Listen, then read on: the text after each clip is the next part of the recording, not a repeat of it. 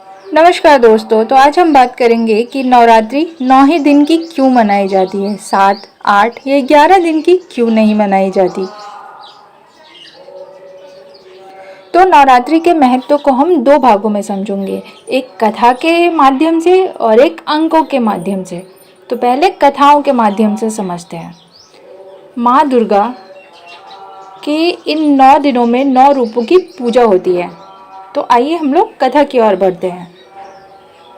ये जो कथाएं हैं ये हमें देवी भागवत और श्रीमद् भगवत पुराण से मिलती है। एक महिषासुर नामक दैत्य होता है जो कठोर तपस्या करके ब्रह्मा जी से वरदान प्राप्त करता है। वह वरदान मांगता है कि उसे एक स्त्री ही मार सके, कोई पुरुष उसे ना मार सके। ब्रह्मा विष्णु महेश भी उन्हें कुछ नहीं कर सकते। इस वरदान के बाद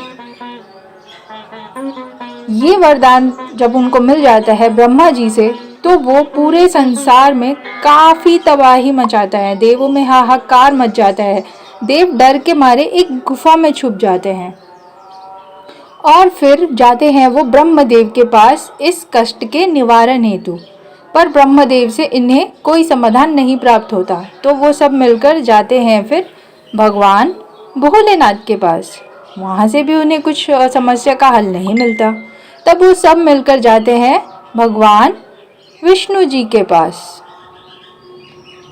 तो ये तीनों विचार करते हैं कि इनकी जो समाप्ति है वो एक स्त्री के हाथों होगी। तो ये तीनों देव मिलकर एक स्त्री की उत्पत्ति करते हैं अपनी शक्तियों के द्वारा, जो कहलाती हैं देवी चंडिका।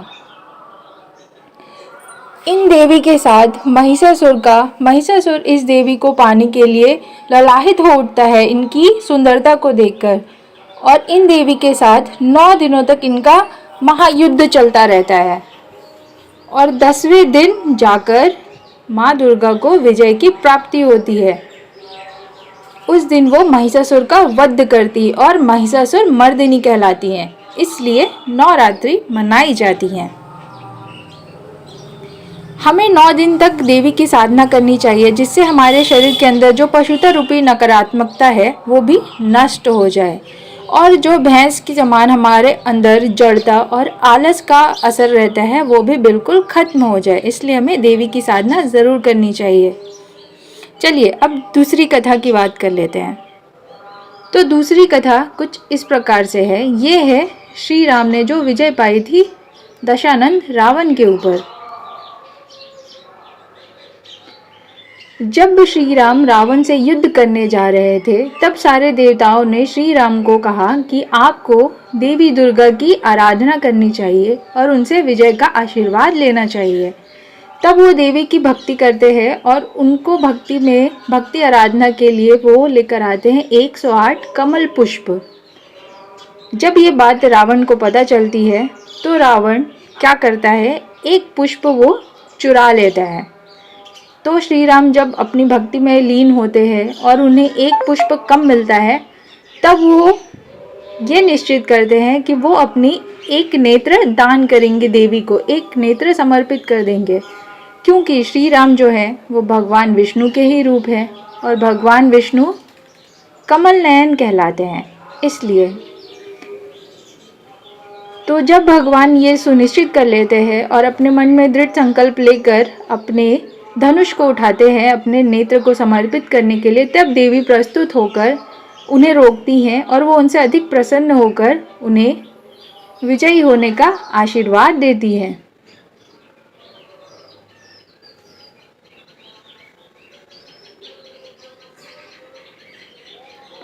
तो श्री राम ने अश्विन नवरात्रि को प्रारंभ किया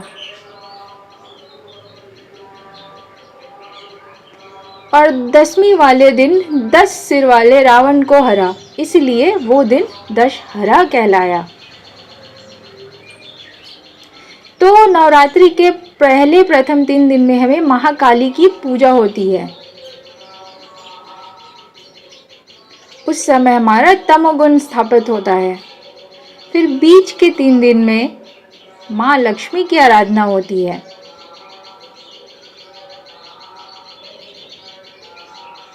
जो रजोगुण कहलाता है।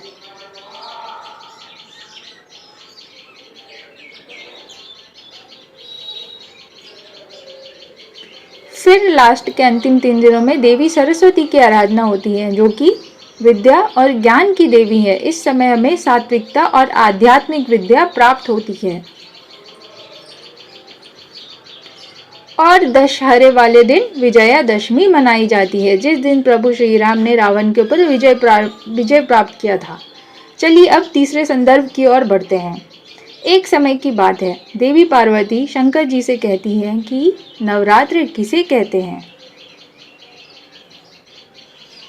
नवरात्र 9 शक्तियों से संयुक्त है, ये भोलेनाथ पार्वती जी को बताते हैं। इन 9 दिनों में देवी के हर एक रूप की वंदना होती है। तो जो नवरात्रि शक्ति को साधना के लिए ही माना जाता है।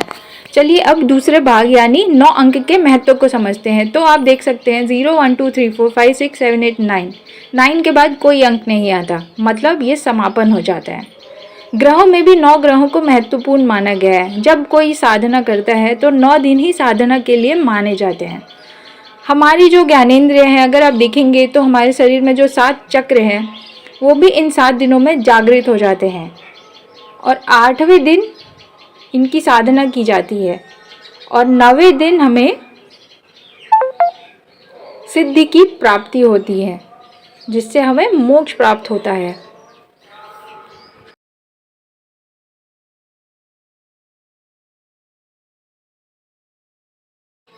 इन 9 दिनों में हमें अनाज को नहीं खाना चाहिए, बल्कि हमें फलाहार व्रत करना चाहिए। ये जो नवरात्रि होती है ये साल में 2 बार आती हैं, चैत्र और आश्विन में। हमारे ऋषि मुनियों ने 2 ऋतुओं के संगम में इसे स्थापित किया है।